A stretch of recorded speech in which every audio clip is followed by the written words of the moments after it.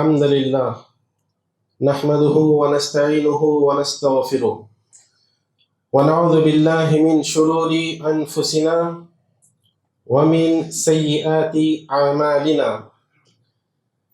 من يهده الله فلا مضل له ومن يضلله فلا هادي له وأشهد أن لا إله إلا الله وحده لا شريك له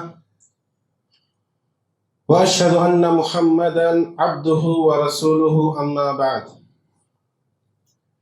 فإن أصدق الحديث كتاب الله وخير الهدي هدي محمد صلى الله عليه وسلم وشر الأمور محدثاتها وكل محدثة بدعة وكل بدعة ضلالة وكل ضلالة في النار. فأعوذ بالله السميع العليم من الشيطان الرجيم من همزه ونفخه ونفسه. بسم الله الرحمن الرحيم. قاف والقرآن المجيد بل عجبوا أن جاءهم منذر منهم فقال الكافرون هذا شيء عجيب أإذا متنا وكنا ترابا ذلك رجع بعيد قد علمنا ما تنقص الأرض منهم وعندنا كتاب حفيظ.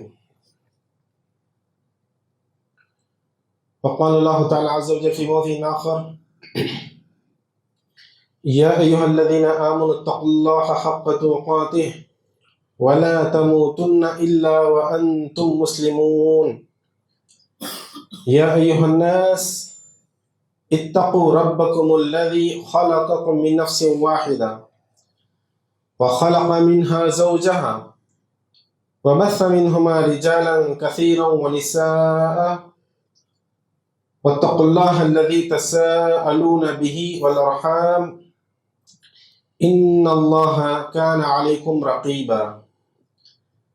يا أيها الذين آمنوا اتقوا الله وقولوا قولا سديدا يصلح لكم أعمالكم ويغفر لكم ذنوبكم ومن يطع الله ورسوله فقد فاز فوزا عظيما. وقال والفجر وليالي العشر. وقال نبينا صلى الله عليه وسلم لا إيمان لمن لا أمانة له ولا دينا لمن لا أهد له. رواه أحمد. நிச்சயமாக எல்லாம் புகழும் அல்லாஹ்விற்கே உரியது. அவனை நாம் புகழ்கிறோம், அவனிடமே நாம் உதவியும் தேடுகிறோம். இன்னும் அல்லாஹ் விடத்தில் நாம் பாவ மன்னிப்பும் கூறுகிறோம். எங்களுடைய கெட்ட எண்ணங்களை விட்டும் கெட்ட செயல்களை விட்டும் அல்லாஹ் விடத்தில் நாம் பாதுகாப்பு தேடுகிறோம். அல்லாஹ் யாருக்கு நேர்வை காட்டினானோ அவர்களை வழிகெடுப்பவர்கள் யாரும் இல்லை. அல்லாஹ் யாரை வழிகட்டில் விட்டுவிட்டானோ அவர்களை நேர்வை காட்டுபவர்கள் யாரும் இல்லை. வணக்கத்திற்குரிய இறைவன் அல்லாஹ் ஒருவனை தவிர வேறு யாரும் இல்லை, அவனுக்கு இணை துணை வேறு யாரும் இல்லை என்று நான் சாட்சி கூறுகிறேன். இன்னும் முஹம்மது ரசூலுல்லாஹ் ஸல்லல்லாஹு அலைஹி வஸல்லம் அவர்கள் அல்லாஹ்வுடைய ஓர் அடிமை, அல்லாஹ்வுடைய ஒரு தூதர் நான் சாட்சி கூறுகிறேன். காரியங்களே மிக மிக கெட்டது மார்க்கத்தின் பேரில் புதுமைகளை உண்டாக்குவது. ஆக ஒவ்வொரு புதுமையான காரியமும் வழிகேடுகள், ஒவ்வொரு வழிகேட்டும் நாளை மறுமையிலே நரகத்தில் கொண்டு போய் சேர்க்கும் என்று முஹம்மது ரசூலுல்லாஹ் ஸல்லல்லாஹு அலைஹி வஸல்லம் அவர்கள் தங்களுடைய ஒவ்வொரு சிறப்பின் ஆரம்பத்திலும் சஹாபாக்களுக்கு நினைவூட்டுவார்கள். ஆக அந்த பொறுமை வைத்து இந்த ஜும்மா உரையை தொடங்குகின்றேன். அன்பிற்கினவர்களே, நபிகள் ஸல்லல்லாஹு அலைஹி வஸல்லம் அவர்கள் கூறினார்கள், அல்லாஹ் இந்த உலகத்தை படைப்பதற்கு 50,000 ஆண்டுகளுக்கு முன்பு அல்லாஹ் முதலாவதாக எழுதுகோலை படைத்தான். ஆக அந்த எழுதுகோலை படைத்துவிட்டு கட்டளையிட்டான் எழுதுவீராக என்பதாக. ஆக அந்த எழுதுகோல் கேட்டது, அல்லாவே நான் என்ன எழுதுவது? அப்போது அல்லாஹ் கூறினான், மறுமை நாள் வரைக்கும் நிகழக்கூடிய அனைத்து சம்பவங்களையும் அனைத்து விஷயங்களும் எழுதுவீராக என்று கட்டளையிட அந்த எழுதுகோலும் எழுதியது. அந்த ஏட்டுக்கு பேர் தான் லௌஹுல் மஹ்ஃபூஸ் என்று கூறுகிறோம். அந்த லௌஹுல் மஹ்ஃபூஸுடைய ஒரு சிறிய பகுதிதான் அல்லாஹ் இறக்கி வைத்த திருக்குரானாக இருக்கிறது. ஆக லௌஹுல் மஹ்ஃபூஸிலே நம்மளுடைய ஒவ்வொரு தனிப்பட்ட நபருடைய விதி இருக்கிறது. நாம் எவ்வளவு, நம்மளுடைய வாழ்நாள் எவ்வளவு, சொர்க்கவாசியா நரகவாசியா முதற்கொண்டு அந்த விஷயங்கள் எல்லாமே லௌஹுல் மஹ்ஃபூஸில் இருக்கிறது. ஆக இந்த ஹதீஸை நாம் நினைவில் வைத்துக்கொண்டு வரக்கூடிய அந்த விஷயங்களை பார்த்தால் நம்மளுக்கு புரியும், அல்லாஹ் இந்த உலகத்தில் அனுப்பி அவனுக்கு வணங்குவதற்காக, அவனுடைய இபாதத் செய்வதற்கான எதற்காக அந்த நோக்கத்தை வைத்தான். அதே போல மறுமையிலே அவனை நிராகரித்த மக்கள், அதே போல அவனை நம்பிக்கை கொண்டு இபாதத் செய்த மக்களுக்கு எப்படி கண்ணியம் செலுத்துகிறான் என்ற அந்த விஷயங்களை நாம் புரிந்து கொள்ளலாம். இன்றைய தலைப்பானது துல்ஹஜ் வரக்கூடிய மாதமாக இருக்கின்ற காரணத்தினால் நபியுல்லாஹ் ஸல்லல்லாஹு அலைஹி வஸல்லம், அதாவது அல்லாஹ்வும் அல்லாஹ்வுடைய தூதர் ஸல்லல்லாஹு அலைஹி வஸல்லம் அவர்கள் இந்த மாதத்துடைய அந்த சிறப்புகளை என்னென்ன கூறியிருக்கிறது என்பதை நாம் பார்க்க இருக்கின்றோம். முதலாவதாக அல்லாஹ் தன்னுடைய திருமறை குர்ஆனிலே கூறியிருக்கின்றான், வல் ஃபஜ்ர் வலயாலில் அஷ்ர். ஆக இப்னு அப்பாஸ் ரலியல்லாஹு அன்ஹு அவர்கள் இந்த வசனத்துக்கு தஃப்சீர் செய்கிறார்கள். அல்லாஹ் இந்த 10 நாட்கள் மீது சத்தியமிட்டிருக்கிறான் அல்லவா. ஆக ஒரு விஷயத்தின் மீது அல்லாஹ் சத்தியம் இடுகின்றான் என்று சொன்னால் அதனை கண்ணியப்படுத்துவதற்காக, கண்ணியத்தை அறிந்து கொள்வதற்காகவே அந்த சத்தியத்தை அல்லாஹ் இடுகின்றான் என்று இப்னு அப்பாஸ் ரலியல்லாஹு அன்ஹு அவர்கள் கூறியிருக்கிறார்கள். ஆக இந்த 10 நாட்களை பொறுத்த வரைக்கும் தஃப்சீரிலே வருகிறது, முதல் 10 நாள் ஜுல்ஹஜ்ஜுடைய அந்த முதல் 10 நாட்களை குறிக்கின்றது என்று தஃப்சீர் முஃபஸ்ஸிரீன்கள் விளக்குகிறார்கள். ஆக அன்பிற்கினியவர்களே, இந்த துல்ஹஜ்ஜுடைய முதல் 10 நாட்களுடைய அந்த சிறப்பு, அதுல செய்யக்கூடிய இபாதத்துடைய மகிமை, நன்மை எந்த அளவுக்கு இருக்கிறது என்ற அந்த விஷயங்கள் நாம் பார்க்க இருக்கின்றோம். முதலாவதாக நபியுல்லாஹ் ஸல்லல்லாஹு அலைஹி வஸல்லம் அவர்கள் கூறக்கூடிய ஸஹீஹுல் புகாரில பதிவு செய்யப்பட்டிருக்கிற ஒரு ஹதீஸ் கூறுகிறார்கள். நபியுல்லாஹ் ஸல்லல்லாஹு அலைஹி வஸல்லம் அவர்கள், மாமின் ஐயாமில் அமல் சாலிஹ் ஃபீஹின்ன அஹப்பு இலல்லாஹி மின் ஹாதிஹில் ஐயாமில் அஷர். அல்லாஹ்விற்கு மிக பிடித்த அமல்கள் இந்த 10 நாட்கள் செய்யக்கூடிய அமல்களை தவிர வேறு எந்த நாட்களையும் பிடிக்காமல் இருக்கிறது. அதாவது இந்த 10 நாட்களில் செய்யக்கூடிய அமல்கள் அல்லாஹ்விற்கு மிக பிடித்தவையாக இருக்கிறது. மற்ற நாட்களுக்கு செய்யக்கூடிய அமல்களுக்கெல்லாம் கூலி தருகின்றான், ஆனால் இந்த 10 நாட்களில் செய்யக்கூடிய அந்த அமல்களுக்கு அல்லாஹ் மிக விருப்பத்திற்குரியனாக அந்த அமல்களை பார்க்கின்றான், இன்னும் அதற்கான கூலி அதிகப்படுத்தி தருகின்றான் என்று நபியுல்லாஹ் ஸல்லல்லாஹு அலைஹி வஸல்லம் கூறிய இந்த ஹதீஸும், அதே போல சூரத்துல் ஃபஜ்ர்ல அந்த வரக்கூடிய அந்த 10 நாட்களுடைய சிறப்பை அல்லாஹ் சத்தியமிட்டு கூறுகிறான் அல்லவா, அந்த வசனமும் எதை உணர்த்துகிறது என்று சொன்னால், இந்த 10 நாட்களில் செய்யக்கூடிய அந்த அமல்கள் அல்லாஹ் இடத்துல மிக கண்ணியத்திற்குரியதாக இருக்கிறது, நன்மைகள் அதிக மீட்டு தரக்கூடியதாக இருக்கிறது என்று நாம் அறிந்து கொள்ளலாம். ஆகவே தான் இதற்கு இப்னு ஹஜர் அஸ்கலானி ரஹிமஹுல்லாஹ் அவர்கள் விளக்கம் தருகிறார்கள். எதற்காக இந்த அளவுக்கு மகிமை வாய்ந்த இந்த நாட்களாக இருக்கிறது, எதற்கு இந்த துல்ஹஜ்ஜுடைய இந்த 10 நாட்களுக்கு இந்த அளவுக்கு முக்கியத்துவம் கொடுத்து அல்லாஹ் குர்ஆனிலும் சரி, அதே போல நபியுல்லாஹ் ஸல்லல்லாஹு அலைஹி வஸல்லம் அவர்களும் சரி கூறியிருக்கிறார்கள் என்று பார்த்தால், எந்த ஒரு நாட்களில் சேராத அந்த அமல்கள், அனைத்து இபாதத்கள், அனைத்து நற்காரியங்கள், அமல்கள் இந்த நாட்களில் சேரியிருக்கிறது. அது என்னென்ன அமல்கள் என்று சொன்னால், பொதுவாகவே நாம் வருடத்திற்கு தொழுகை என்பது தொழுது கொள்வோம், அதே போல குர்ஆனும் ஓதிக்கொள்வோம், அதே போல ஜகாத் சதகா போன்ற அந்த விஷயங்களும் கொடுத்து கொள்வோம். வருடத்திற்கு ஒரு முறை, அதாவது எந்த நாட்களில் பூர்த்தி ஆகிறதோ அந்த ஜகாத் என்பது கொடுத்தாக வேண்டும். ஆனால் ஹஜ்ஜை பொறுத்த வரைக்கும் குறிப்பிட்ட, அதாவது இந்த ஹஜ்ஜுடைய மாதத்தில் மட்டும்தான், துல்ஹஜ்ஜுடைய அந்த மாதத்தில் தான் செய்ய முடியும். ஆக வேறு ஒரு அந்த மாதத்தில் செய்ய முடியாது. நோன்பாகி அந்த ஃபர்தான நோன்புகள் ரமலான் மாதத்தில் வைக்க வேண்டும் தான், ஆனாலும் சில பேர் பயனாளியாக இருக்கும்போது அல்லது நோயாளியாக இருக்கும்போது அதனை கதா செய்து கொள்ளலாம், அடுத்த மாதங்களில் அதனை பூர்த்தி செய்து கொள்ளலாம். ஆனால் ஹஜ் அப்படி செய்ய முடியாது. ஆக குறிப்பிட்ட இந்த காலத்தில் செய்யக்கூடிய மிகப்பெரிய ஒரு தூணாக இருக்கக்கூடிய அந்த தௌஹீதுடைய, இந்த இஸ்லாமுடைய தூணாக இருக்கக்கூடிய ஹஜ் என்பது இந்த மாதத்தில் நிறைவேற்றப்படுகிறது. அதே போல தொழுகைகள், நோன்புகள், சதகா போன்ற ஜிக்ர்கள் போன்ற குர்ஆன் ஓதுதல் போன்ற அனைத்து இபாதத்துகளையும் இந்த 10 நாட்களில் செய்யக்கூடியதாக இருக்கிறது. ஆகவேதான் ஷேக் சாலிஹ் பின் உஸைமீன் ரஹ்மத்துல்லாஹி அவர்கள் தன்னுடைய மாணவர்களுக்கு ஒரு உபதேசம் செய்வார்கள். அதாவது அவர்கள் பயணம் செய்து தன்னுடைய ஊர்களுக்கு போகிறார்கள் என்று அறிந்து கொண்டு அவர்களுக்கு என்ன ஒரு உபதேசம் செய்வார்கள் என்று சொன்னால், இது அல்லாஹ்வுக்கு முன்பு அந்த விடுமுறை கொடுக்கப்படும் மதீனா யூனிவர்சிட்டியில.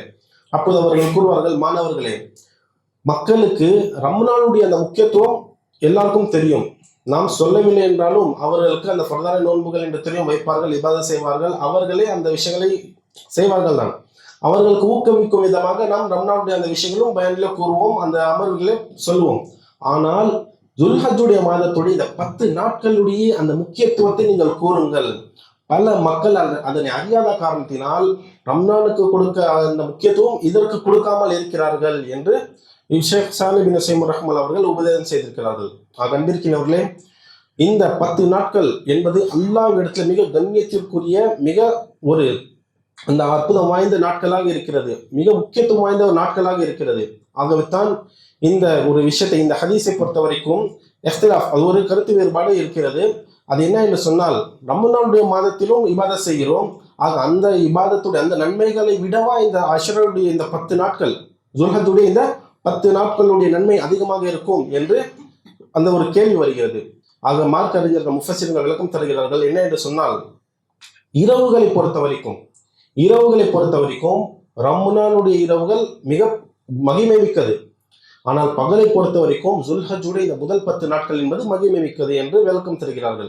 அன்பிற்கினவர்களே, இரவுகளை பொறுத்த வரைக்கும் அந்த வருடத்துடைய அந்த ரமலானுடைய கடைசி 10 மிக மகிமை மிக்க இரவாக இருக்கிறது. ஆனால் பகலை பொறுத்த வரைக்கும் எது துல்ஹஜ்ஜுடைய இந்த முதல் 10 நாட்கள் மகிமை மிக்க வாய்ந்ததாக இருக்கிறது. இதற்கு நன்மைகளும் அதிகமாக இருக்கிறது. ஆகவேத்தான் அல்லாஹ் தன்னுடைய திருமறை குர்ஆனில் மூசா அலைஹிஸ்ஸலாத்து வஸ்ஸலாமை பற்றி பல இடங்களிலே கூறியிருக்கிறான். அப்படி கூறியிருக்கும் போது அல்லாஹ் ஒரு வசனத்தில் கூறியிருக்கிறார். என்ன என்று சொன்னால், வவாஅத்னா மூசா 30 லைலா, அதாவது மூசா அலைஹிஸ்ஸலாத்து வஸ்ஸலாம் தன்னுடைய கூட்டத்தார்களுடன் இருந்தார்கள். அப்போது அல்லாஹ் என்ன கட்டளையிட்டான் என்று சொன்னால், தன்னுடைய அந்த கூட்டத்தார்களை விட்டு தன்னை தனிமைப்படுத்திக் கொண்டு ஒரு மாதத்திற்கு 30 நாட்களுக்கு இபாதத் செய்யுங்கள் என்று கட்டளையிட, ஆக மூசா அலைஹிஸ்ஸலாத்து வஸ்ஸலாம் அவர்கள் ஹாரூன் அலைஹிஸ்ஸலாத்து வஸ்ஸலாமை விட்டுவிட்டு சென்று விடுகிறார்கள்.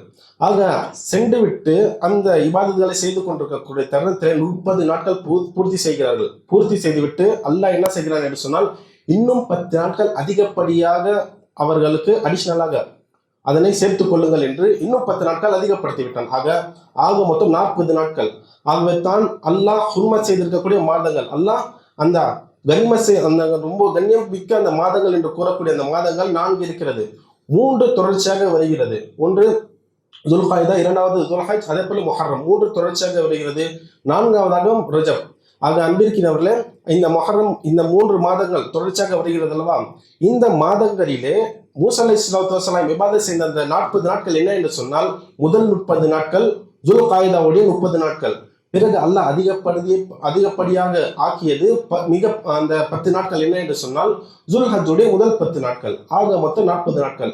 ஆக மூசா அலைஹிஸ்ஸலாத்து வஸ்ஸலாம் அவர்கள் இருக்கும்போதே அல்லாஹ் இந்த நாட்களுடைய மகிமையை தெரிந்து கொள்வதற்காக இப்படி ஏற்பாடு செய்திருக்கிறான். இந்த குர்ஆனுடைய வசனத்தை நம் அனைவருக்கும் தெளிவாக்கி இருக்கிறான். ஆகவே தான் அரஃபாவை பொறுத்த வரைக்கும் இந்த மாதத்தில் தான் இருக்கிறது. ஆக அரஃபாவை பொறுத்த வரைக்கும் பல மக்கள், நபிகள் ஸல்லல்லாஹு அலைஹி வஸல்லம் அவர்கள் கூறினார்கள், அரஃபாவுடைய நாளிலே எத்துணை மக்கள் நரகத்தை விட்டு விடுதலை ஆகிறார்களோ வேறு எந்த நாளிலும் ஆக முடியவில்லை. ஆகவே அரஃபா நாளில் ஹாஜிகள் அவ்வளவு நீண்ட துவா செய்வார்கள். ஆக ஹஜ் செய்யாத நாம் அனைவரும் நோன்போம். ஆக அன்பிற்கினவர்களே, அந்த நாட்களிலே அந்த அரஃபா என்ற நாள் எப்படிப்பட்ட நாள் என்று சொன்னால், அஹது அலஸ் சொல்லக்கூடிய அந்த ஒரு வாக்கு, நாம் அனைவரும் மஹ்ஷருடைய அந்த மைதானத்தில் இருக்கும்போது அல்லாஹ்விடத்துல வாக்கு கொடுத்திருக்கிறோம் அல்லவா? அல்லாஹ் கேட்டிருக்கிறான், அலஸ்து பிரப்பிக்கும், நான் உங்களுடைய இறைவன் இல்லையா என்று கூறும்போது நாம் அனைவரும் ஒருமித்த குரல்ல காலு பலா ஷஹீதுனா, அல்லாஹ்வே நீ தான் என்னுடைய படைப்பாளன் என்று கூறி நாம் அதற்கு சாட்சியாக இருக்கிறோம் என்று கூறி தான் இந்த உலகத்துக்கு வந்திருக்கிறோம். அந்த நடைபெற்ற நாளும் என்ன நாள் என்று சொன்னால் அரஃபாவுடைய நாள் தான் என்று மார்க்க அறிஞர்கள் கூறுகிறார்கள். ஆக அன்பிற்கினவர்களே, இந்த மகிமை மிக்க இந்த 10 நாட்களிலே என்னென்ன அமல்கள் செய்து நாம் தன்னைத்தானே இந்த உலகத்திலும் சரி மறுமையிலும் சரி ஒரு உயர்வான நிலை அடைந்து கொள்ளலாம் என்ற அந்த விஷயத்தை ஒரு 3 விஷயங்களை நாம் பார்க்கலாம். அதாவது நன்மையை அதிகப்படுத்திக் கொள்வதற்காகவும், தீமைகளை அழித்து விடுவதற்காகவும், அல்லாஹ்வுடைய நெருக்கத்தை பெறுவதற்காகவும் ஒரு 3 அமல்கள். அந்த 3 அமல்கள் என்ன என்று சொன்னால், முதலாவதாக இமாம் புகாரி ரஹ்மத்துல்லாஹி அவர்கள் பதிவு செய்திருக்கக்கூடிய கடைசி ஒரு ஹதீஸாக இருக்கிறது.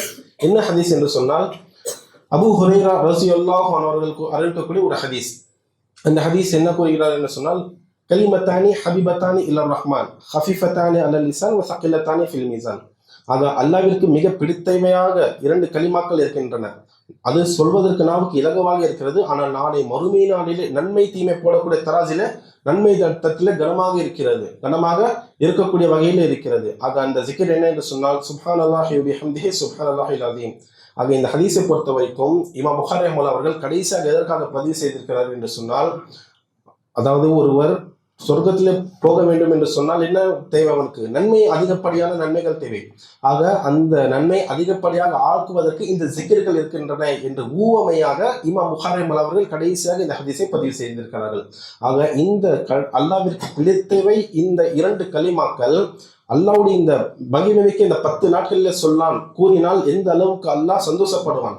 அல்லாஹ்விற்கு பிடித்தமான கல்மையாக அந்த ஜிக்கராக இருக்கிறது. ஆக இந்த அதிகமாக இந்த கல்மாவை கூறி இந்த ஜிக்கரை கூறி நாம் அடைந்து கொள்ளலாம், நன்மையை அதிகமாக அடைந்து கொள்ளலாம்.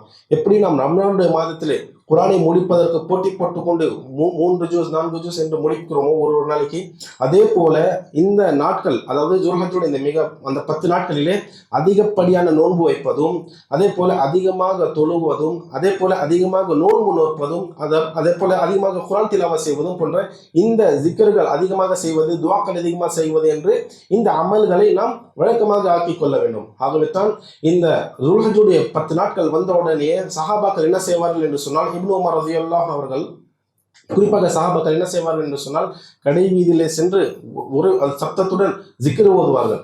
ஆக அப்படி ஒரு வழக்கமாக அவர்கள் ஆக்கி கொண்டார்கள். அந்த ஜிக்கரை கேட்டு மற்ற பல சஹாபாக்களும் அதனை ஓதுவார்கள். இப்படி அதிகமாக ஜிக்ர் செய்யக்கூடிய, தல்பியா சொல்லக்கூடிய இந்த ஒரு மாதமாக இருக்கிறது. இந்த மாதத்தில் அதிகமாக நாம் இபாதத் செய்ய வேண்டும். அதே போல் அல்லாஹ்வை நினைவு கூற வேண்டும். அது இரண்டாவது ஒரு விஷயம் என்ன என்று சொன்னால், அதிகமாக இஸ்திக்ஃபார் செய்ய வேண்டும். நம்மளுடைய பாவங்கள் அழிப்பதற்கான ஒரு காலமாக இருக்கிறது. ஆக இந்த 10 நாட்களிலே அதிகமாக இஸ்திக்ஃபார் செய்ய வேண்டும். நபிகள் ஸல்லல்லாஹு அலைஹி வஸல்லம் அவர்களுக்கு அல்லாஹ் என்ன கூறியிருக்கிறான்? பல இடங்களில் சூரத்துல் யாஸினும் சரி, சூரத்துல் ஃபத்ஹிலும் சரி, முன்பின் பாவங்கள் உங்களுடைய மன்னிக்கப்பட்டு விட்டது என்று அல்லாஹ் கூற இருந்தாலும் நபிகள் ஸல்லல்லாஹு அலைஹி வஸல்லம் அவர்களுடைய வழக்கம் என்னவாக இருந்தது?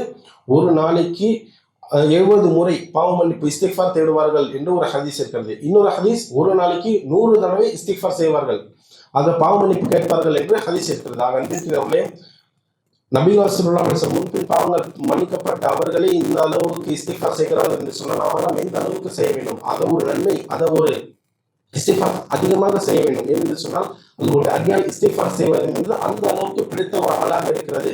எப்படி ஒருவன் தொலைந்த ஒட்டகம் கிடைக்கக்கூடிய அந்த தருணத்திலே, அந்த சந்தோஷத்திலே அந்த வார்த்தை மாறி கூறியிருக்கிற பிரபலமான ஹதீஸ், அதை விட எல்லாம் சந்தோஷப்படுகிறான் என்று நபிகள் ஸல்லல்லாஹு அலைஹி வஸல்லம் உதாரணம் கொடுத்திருக்கிறார்கள். அதை இஸ்திக்ஃபார் அதிகமாக செய்ய வேண்டும். பிறகு மூன்றாவது ஒரு விஷயம் என்று சொன்னால், சொர்க்கத்திற்குள் இலகுவாக நுழையக்கூடிய ஒரு அமல். என்ன அமல் என்று சொன்னால், நம்ம அனைவருக்கும் தெரியும் அப்துல்லா பின் சலாம் ரலியல்லாஹு அன்ஹு அவர்களுடைய மிக பிரபலமான ஒரு ஹதீஸ். என்ன என்று சொன்னால், இவர் இஸ்லாத்துக்கு வரவில்லை, ஒரு யூத அறிஞராக இருந்தார்கள். ஆக யூத அறிஞராக இருக்கக்கூடிய இவர் பார்க்கிறார், அதாவது இவருக்கு தெரியும் ஒரு நபிக்கு என்னென்ன அடையாளங்கள் இருக்கிறது என்பதாக தெரியும். அதை அறிந்து கொண்டு அவர்கள் கேள்விப்படுகிறார், மதீனாவிலே ஒருவர் தன்னைத்தான் நபி என்று கூறிக்கொள்கிறார் என்ற இந்த விஷயத்தை அறிந்தவுடனே தேடி செல்கிறார்கள். தேடி சென்று தூரத்திலிருந்து பார்க்கிறார்கள். பார்த்துவிட்டு உடனே கூறுகிறார்கள், இது ஒரு பொய்யனுடைய முகமாக இருக்காது என்று கூறுகிறார்கள். பிறகு கூறி நபிகள் ஸல்லல்லாஹு அலைஹி வஸல்லம் அவர்களிடத்தில் வந்து இஸ்லாத்தை தழுவி பிறகு முதலாவதாக கற்று அறிந்த இந்த ஹதீஸ் தான். என்ன ஹதீஸ் என்று சொன்னால், அஃஷு ஸலாம் வஅதிமு துஆம் வஸிலுல் அர்ஹாம் வஸல்லு பில்லைலி வன்னாசு நியாம் ததுகுலுல் ஜன்னத பிஸலாம். இந்த உலகத்தில் ஒருவர் வாழும்போது 4 அமல்கள் யார் செய்கிறார்களோ நாளை மறுமை நாளிலே அவருடைய கேள்வி கணக்கு இலகுவாக்கி அல்லாஹ் மிக விரைவிலே இலகுவாக அவனுக்கு சொர்க்கத்திற்குள் அனுமதி கொடுத்துகிறான். ஆக அன்பிற்கின்ற அந்த சொர்க்கத்திலே இலகுவாக நுழைப்பதற்கான 4 விஷயங்கள் என்னென்று சொன்னால், அஃஷு ஸலாம், சலாத்தை பரப்புங்கள். சலாத்தை பரப்புங்கள் என்றால் இதற்கு 2 அர்த்தங்கள் இருக்கிறது. ஒன்று அஸ்ஸலாமு அலைக்கும் வரஹ்மத்துல்லாஹி என்று கூறுவது. இன்னொன்று, நாம் ஏதேனும் ஒரு பிரச்சனை நடக்கிறது என்று சொன்னாலும் அதில் அமைதி காத்து அதனை எப்படி முடித்துக் கொள்வோமோ அந்த மாதிரியான பிரச்சனை ஃபித்னாவை விட்டு தன்னை பாதுகாத்துக் கொள்வது அஃஷு ஸலாம். வஅதிமு துஆம், அதே போல ஏழை மக்களுக்கு உணவளிப்பது. வஸிலுல் அர்ஹாம், அதே போல உறவு முறைகளை பேணி பாதுகாத்துக் கொள்வது. உறவு முறைகள் அவர்கள் நம்மளை விட்டு பிரிந்தாலும் சரி அல்லாஹ்விற்காக என்று நாம் அவர்களுடன் சேர்ந்து வாழ்வது, அவர்களுக்கு கொடுக்கக்கூடிய அந்த கண்ணியத்தை கொடுப்பது. அதே போல 4வதாக வஸல்லு பில்லைலி வன்னாசு நியாம், மக்கள் தூங்குகின்ற நேரத்தில் தொழுவது, அதாவது தஹஜ்ஜுடைய தொழுகை குறிக்கிறது. இந்த 4 விஷயங்கள் யார் அமல் செய்கிறார்களோ ததுகுலுல் ஜன்னத பிஸலாம், அவர் நாளை மறுமை நாளிலே சொர்க்கத்தை மிக இலகுவாக நுழைந்து விடுவார். அங்கே அன்பிற்கிறவர்களே, இந்த அமல்கள் 4 அமல்கள் பொதுவாகவே செய்ய வேண்டும் தான். ஆனால் அல்லாஹ்விற்கு பிடித்த அதிகம் கண்ணியம் மிக்க இந்த 10 நாட்களில் செய்தால் இந்த அளவுக்கு நன்மை நாம் அடைந்து கொள்ளலாம். அதே போல நம்முடைய பாவங்கள் எவ்வளவு அழித்துக் கொள்ளலாம் என்பதை நாம் புரிந்து கொள்ள வேண்டும். ஆக அல்லாஹ்விட்ட துவா செய்கிறேன், அல்லாஹ் நம் அனைவருக்கும் கூறக்கூடிய அமல்கள் மீது அமல் செய்வதற்கு, கூறக்கூடிய விஷயங்கள் மீது அமல் செய்வதற்கு அல்லாஹ் தௌஃபீக் தருவானாக. ஆமீன். அகூலு கௌலி ஹாதா அஸ்தக்ஃபிருல்லாஹ லி வ லக்கும் வ லிஸ்ஸாயிரில் முஸ்லிமீன அஜ்மஈன் வஸ்தக்ஃபிரூஹு இன்னஹு ஹுவல் கஃபூருர் ரஹீம்.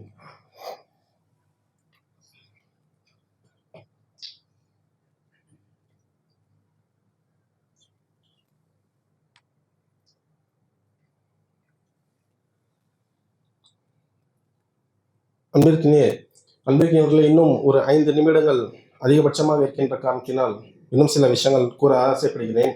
என்ன என்று சொன்னால், இந்த நாட்களிலே, துல்ஹஜ்ஜுடைய இந்த 10 நாட்களிலே நாம் செய்யக்கூடிய அந்த அமல்களுக்கு அல்லாஹ் எந்த அளவுக்கு சந்தோஷப்படுகிறான் என்ற அந்த விஷயங்களை நாம் பார்த்தோம். ஆக நாம் அமல் செய்யக்கூடிய அந்த தருணங்களிலே இஹ்லாஸ், நம்மளுடைய மன தூய்மை என்பது இருக்க வேண்டும்.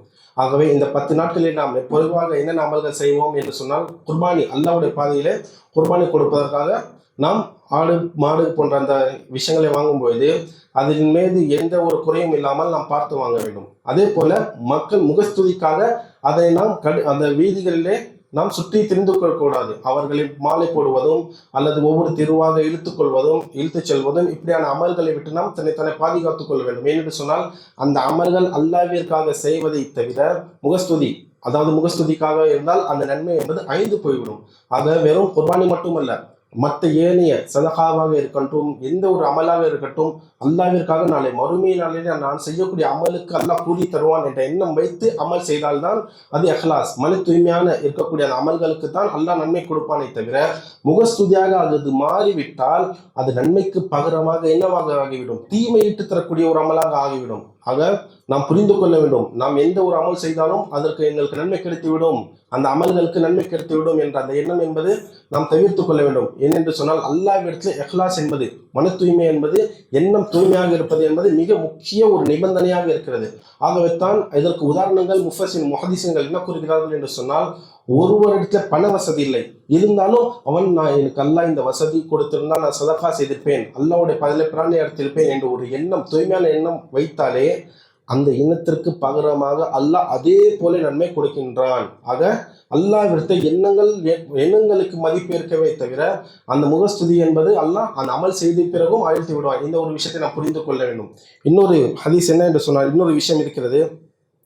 அரஃபாவுடைய விஷயம் நாம் பார்த்தோம். அரஃபாவுடைய மைதானத்திலே எத்துணை நபர்கள் அந்த நாளிலே, அரஃபாவுடைய நாளிலே தன்னுடைய பாவத்திற்கு இஸ்திக்ஃபார் செய்யக்கூடிய அந்த மக்கள் பல நம் முன்பு கூறிய ஒரு ஹதீஸ் என்ன என்று சொன்னால், அந்த விதியிலே ஒவ்வொரு நபருடைய விதி இருக்கிறது.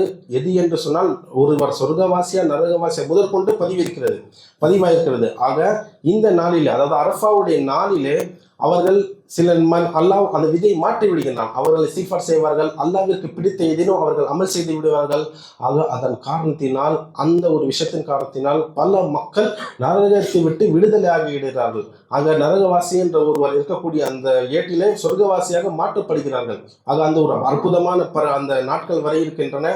ஆக அந்த நாட்களிலே என்னென்ன அமல் செய்ய வேண்டும் என்று முன்பே தீர்மானித்து அந்த விஷயங்கள் நாம் விட்டுக்கொள்ள வேண்டும். 10 நாட்கள் என்று சொன்னால், ஒரு நாளிலே 3 ஜூஸ்களை நாம் படித்தோம் என்று சொன்னால் 10 நாட்களே ஒரு குர்ஆன் முழுவதுமாக முடித்துக்கொள்வோம். அதே போல நோன்பு என்பது அந்த 10 நாட்களையும் வைக்கலாம். இப்படி அந்த நன்மையை எந்த அளவுக்கு நாம் செய்ய முடியுமோ அல்லாஹ்விற்காக அந்த இஹ்லாஸை கருதி நாம் அந்த அமல் செய்தால் நிச்சயமாக அதற்கு கூலி என்பது நமக்கு இம்மையிலும் சரி மறுமையிலும் சரி அல்லாஹ் கொடுப்பான். இந்த விஷயத்தை நாம் புரிந்து கொள்ள வேண்டும்.